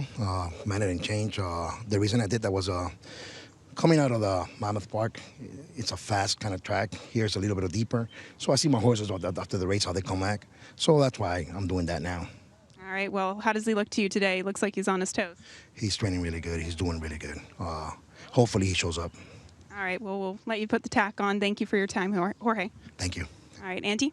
Thanks a lot, Gabby. I also want to remind people that we've had heightened security at Jorge Navarro's barn while Sharp Azteca and other horses have been here on the backstretch. We take it very seriously here. Well, Sharp Azteca is taking it seriously as well. He is 1-2 right now, and much the horse to beat as we get closer to the Grade 2 Kelso as we head towards the Breeders' Cup here on Belmont Park Live. Undefeated in sprint competition, Eclipse champion Run Happy captured 3 Grade 1 victories and set blistering speed records at both Keeneland and Saratoga. In the Breeders' Cup Sprint, he dominated the world's fastest runners, going 6 furlongs in a record-breaking 108 and change. The only horse nominated for 3 Eclipse Awards, Run Happy was crowned champion male sprinter, all the while racing 100% drug-free. Champion, millionaire, record breaker, Run Happy, standing at Claiborne Farm.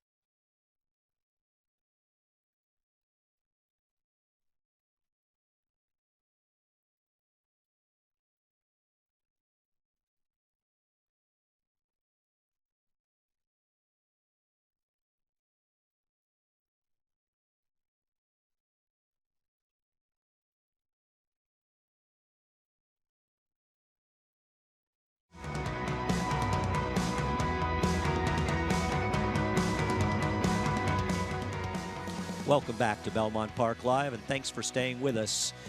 It's a happy day here at the racetrack with the Kelso coming up. And Kelso, if you're not familiar with him, you really need to be. He was an absolutely amazing racehorse. He won 5 straight Jockey Club Gold Cups, and that's where they ran it back at 2 miles. 10 miles of Grade 1 races.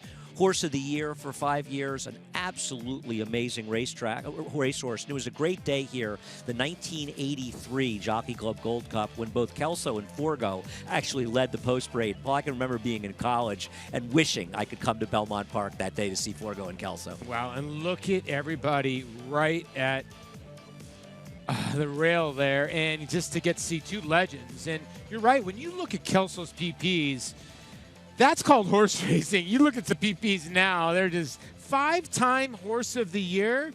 That's not even going to be touched ever. Horses don't even race till they're 5. And to make almost $2 million back in the 60s. It's like making about 50. I mean, imagine he might have made $100 million if he was racing now. He got into the Hall of Fame in 1967. Amazingly enough, he was born at Claiborne Farm, actually. That's pretty cool. Horse of the Year, 60 through 64, champion older horse for 4 years, champion 3-year-old, 1960, won 3 Woodwards. They were at 1.5 miles. Just an amazing racehorse. Yeah, amazing is right. And I don't know how long it takes to get him in the Hall of Fame, but they put him in right after. He should have run into the Hall of Fame after his last race. And he won on turf. He won on dirt. He was a true champion and one of the greatest horses of all time. Well, it's a nice scene in the paddock on a beautiful afternoon here at Belmont Park. And all eyes are on the heavy favorite, Sharp Azteca, 2-5 right now, Paul. Well, yeah, a little, good interview there by Gabby Jorge. He obviously seems like he's very apologetic. What's he apologizing for, There's a video came out. We don't know the gist of the video. To me, I look at it this way. You could take it one way as a negative. The other negative could be owners, when they have $1 million animals like the one on your screen, if there's any funky business going around, they're not going to be with that same trainer. So I would think the Sharp Azteca that we know will show up today. And to be clear, the owner of Sharp Azteca is not the owner that was involved in the video. And Sharp Azteca has been brilliant on the racetrack, running 5 consecutive triple-digit buyer figures around the Godolphin Mile. He's just very much the horse to beat, but he does have a major foe. Yes, as we head down to the paddock for the Paddock Report, and that Paddock Report is brought to you by Shadwell Farm, building speed for the future. Gabby has a special guest. I do. I'm pleased to be joined by Arnaud Delacour, who will be sending out Divining Rod. And I have a couple questions for you. First of all, going into his last race, Arnaud, I know you kind of were mentioning you were wondering whether or not it was a quick turnaround for him. In hindsight, what did you think? Yeah, it was an afterthought, really. He ran so well at Laurel over 7 furlongs. That, it makes sense to try him. I still think he ran a fair race, but 7-8 might not be, against like true sprinter, might not be the right distance for him. So I'm delighted to have a little bit longer today. How do you strategize going into this race with the presence of a horse like Sharp Azteca, who seems to be the main speed? Well, I leave it up to Centeno because, that's up to him. He's rode the horse several times and always hit the board with him. So he's a little bit of a tricky horse. So I don't think that we should be chasing the pace. We should let him be wherever he wants and see how it folds, Was that the reason for having Daniel come back aboard, just because he's got successful experience on him? Yeah, he seems to have a good connection. The horse is a little bit tricky. He's a tapit, and he can be, from time to time, a little bit difficult to ride, especially around horses. And Centeno kind of, I think he figured him out. So that's an edge to have a jog that knows him. Well, speaking of Daniel Centeno, we'll let you go talk to him and give him a leg up. Thank you, Arnaud. Thank you very much. Andy? Well, thanks to Gabby and thanks to Arnaud Delacour for spending some time with us.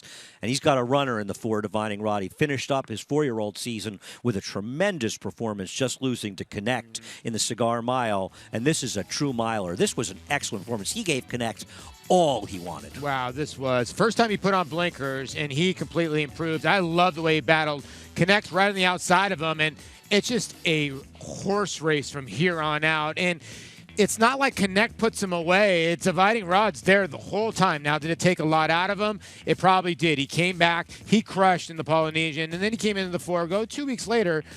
he didn't disgrace himself. To even be honest, Dre Frong's a freak. Okay, let's be honest. Awesome Slew has had a great campaign, and then Tom's Ready, who's the one today, closed up for third. He might be tighter today, and you saw that mile race was good, and that's what he's getting today. Third off a layoff, and he's had 4 weeks since his last start in the 4-go. I'm so excited. Paul, you know how much it means to me that you are going with my horse, Birdsong. Gabby ridiculed me the last couple of days, but I'm so happy to have you standing by my side. Always. I appreciate it. It means a lot to me. Now let's get him home. Well, here's the thing about Birdsong. The worry is, does he need the lead to win? That's what he's rated before. He has. And I'm always wondering, is that the key to him? Because I don't think Divining Rod is fast enough to stay with Sharp Azteca. I think he is. Don't you agree that Julian Leperoux has to be stalking Sharp Azteca? He cannot let that one get out of his sight. No, and he has to hope and pray on the distance and the back class that Birdsong's had at the distance races to outfinish Sharp Azteca. And for people that are wondering about his Vanderbilt last time, well, he was 4 or 5 wide around the entire turn when the track had a very strong bias towards the rail. Yeah, El Dio went gate to wire that day, and I think Austin the second Manor runner came up the rail as well. Came up the rail and sort of just clipped Limousine Liberal at that time, and this horse was way wide. I'm agreeing with you. I think he's a better one-turn horse. His Fred Hooper at Gulfstream Park puts him right there. Hoping we can get the money together with Birdsong. Horses are heading towards the racetrack.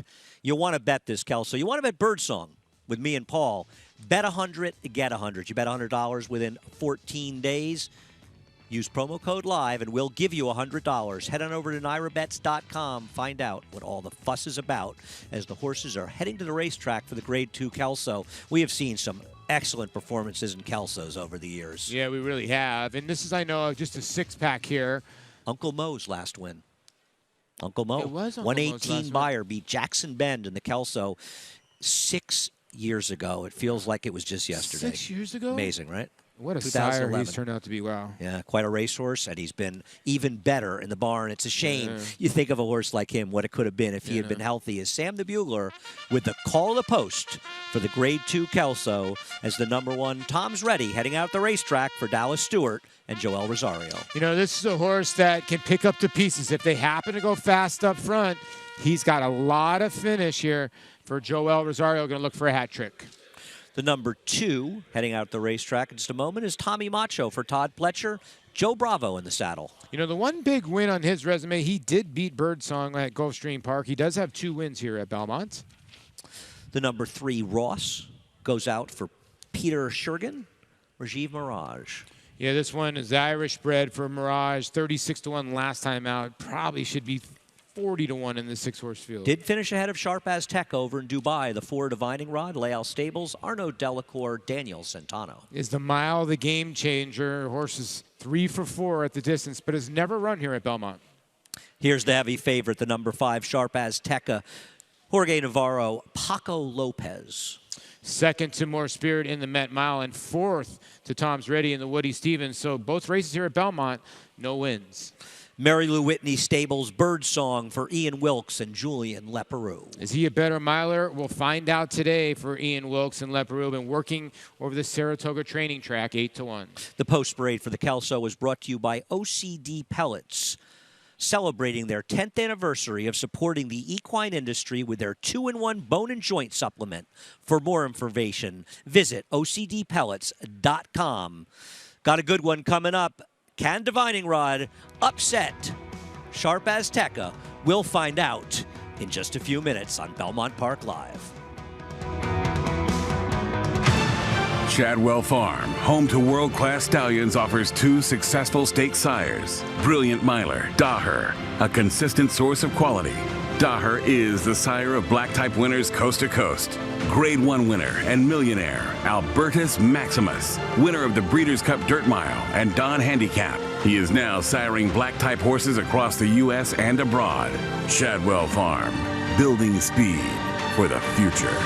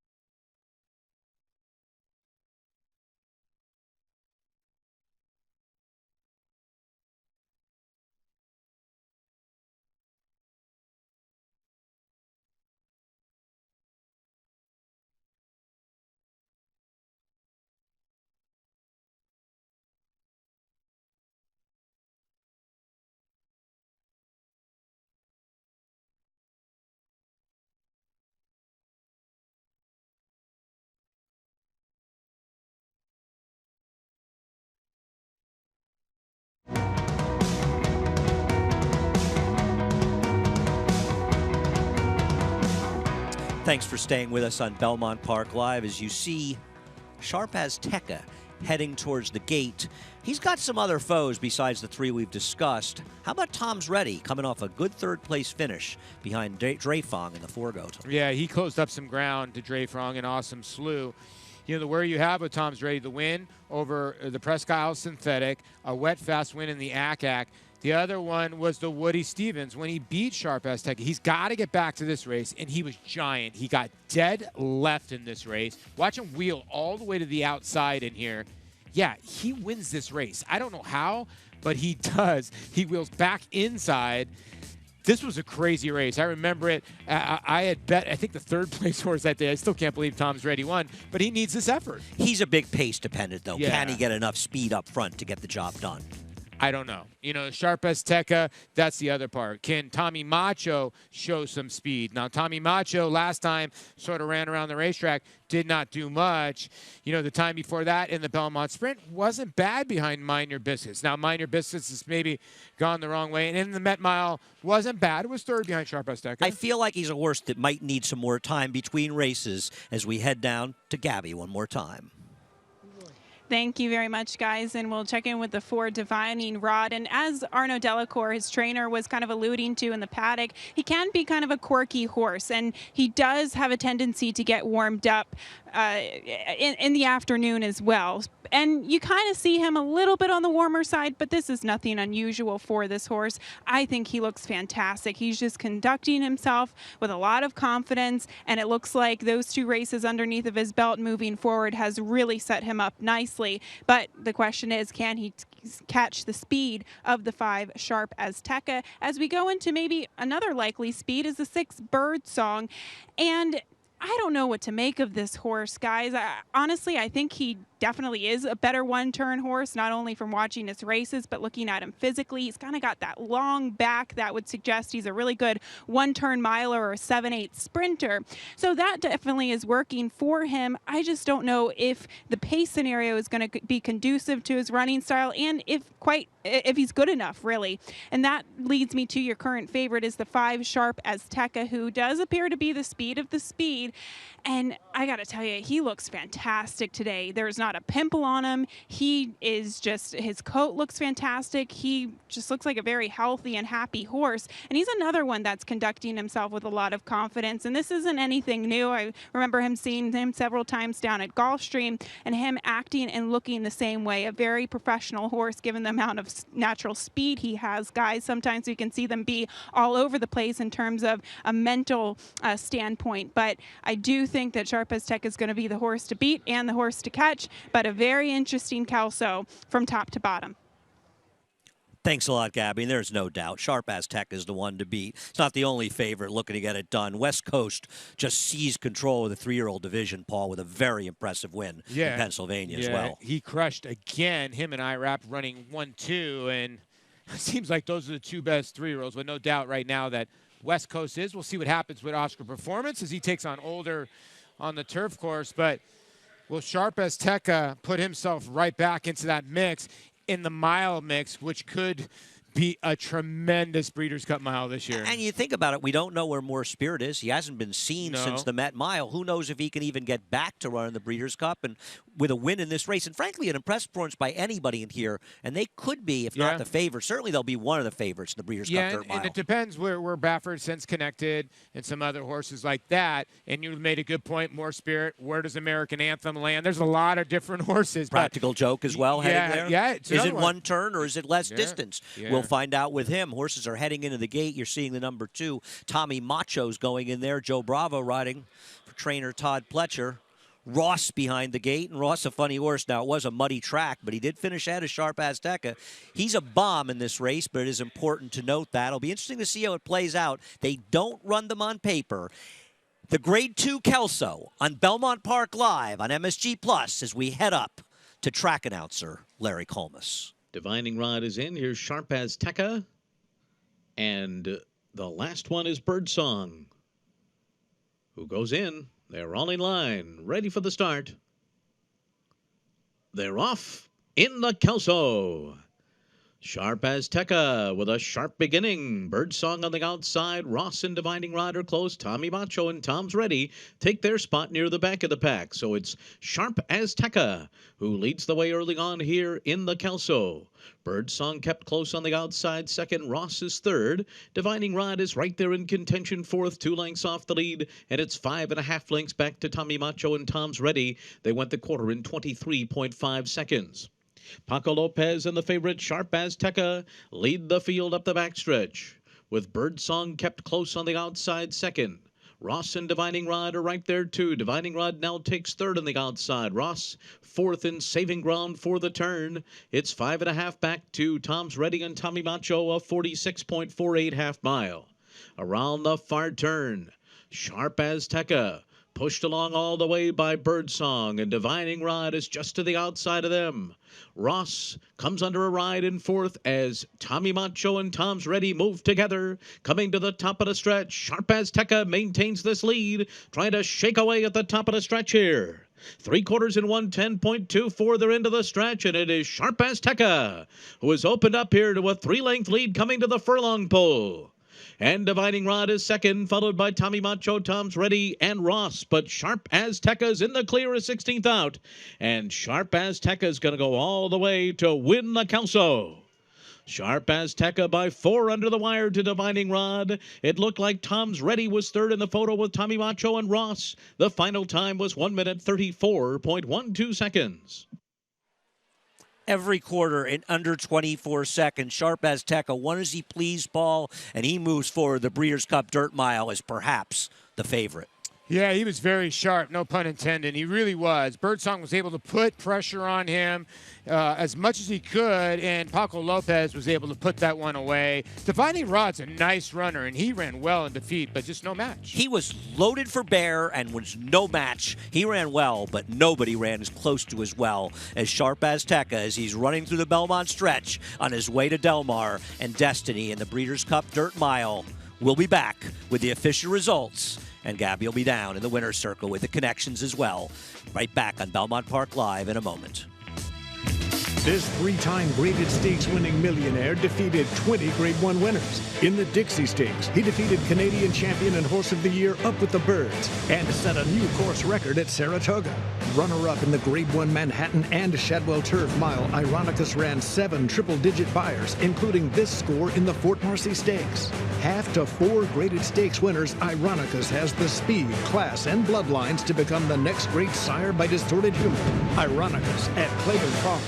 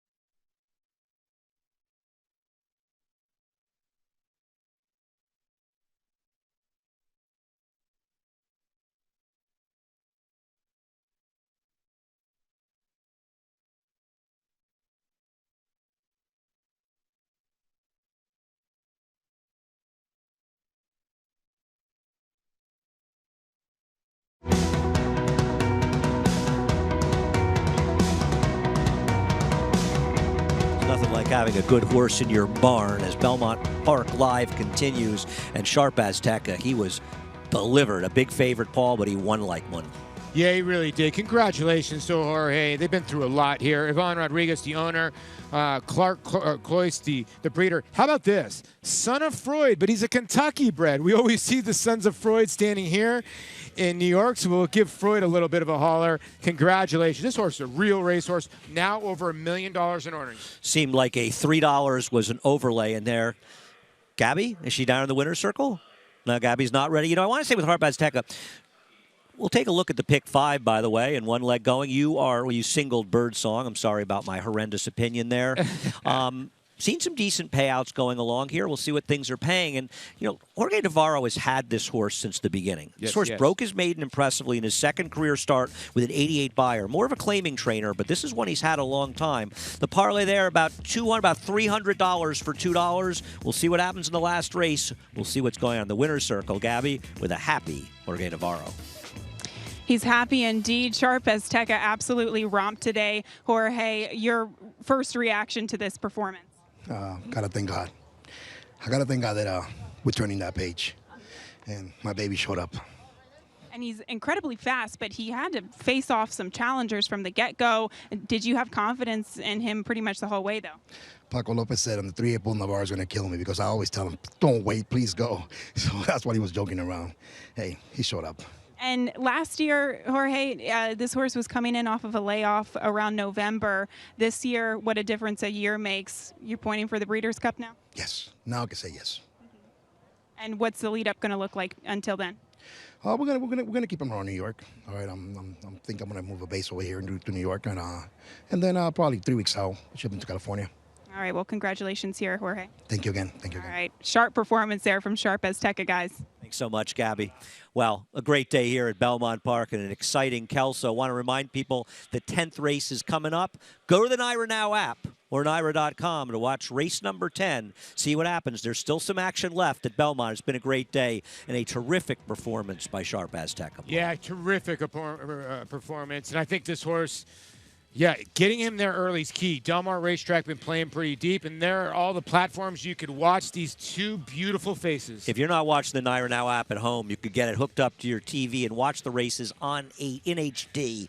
No better way to enjoy the great racing out here. See, Andrew, I think that's actually Rocco. Rocco's presenting the trophy for the Kelso. A terrific performance. Paco Lopez, a nice ride, doing what he had to do.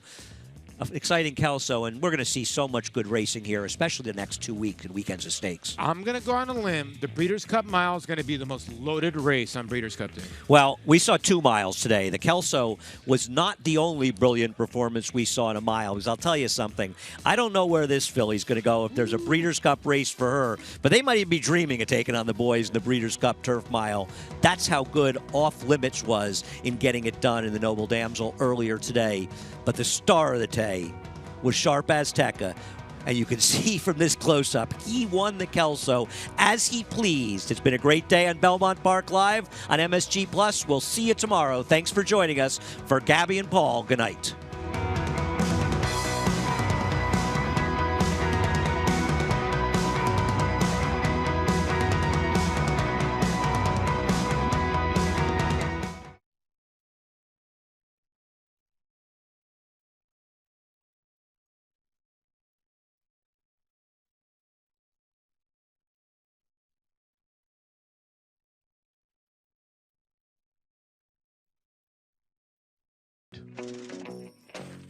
They're off in the Kelso.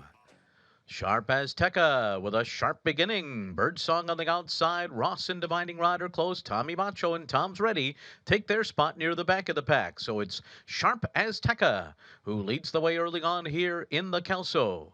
Birdsong kept close on the outside. Second, Ross is third. Divining Rod is right there in contention fourth, 2 lengths off the lead. And it's 5.5 lengths back to Tommy Macho and Tom's Ready. They went the quarter in 23.5 seconds. Paco